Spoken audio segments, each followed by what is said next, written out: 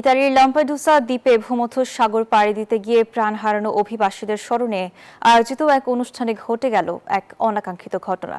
শনিবার পোর্তা ডিউরোপা স্মৃতিসৌধে আশীর্বাদ করার পরপরই দমকা বাতাসে পোপ লিওর মাথার টুপিটি হঠাৎ উড়ে যায়।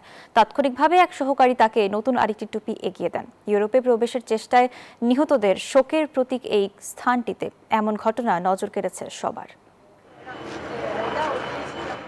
শোকের চাদরে মোড়া লাম্পেদুসা দ্বীপে চলছিল ভূমধ্যসাগরে প্রাণ হারানো অভিবাসীদের স্মরণ। কিন্তু এমন ভাবগম্ভীর পরিবেশই হঠাৎ বাদ সাধল সমুদ্রের এক দুষ্টু হাওয়া। পোর্টা ডিউরোপা স্মৃতিসৌধে পোপ লিও মাত্র আশীর্বাদ শেষ করেছেন, ঠিক তখনই এক দমকা বাতাস যেন দুষ্টুমি করে উড়িয়ে নিল পোপের মাথার টুপিটি।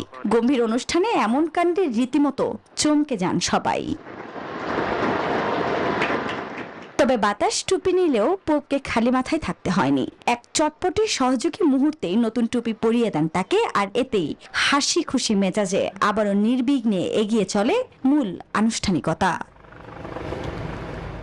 আফরিন মৌ, নিউজ 24।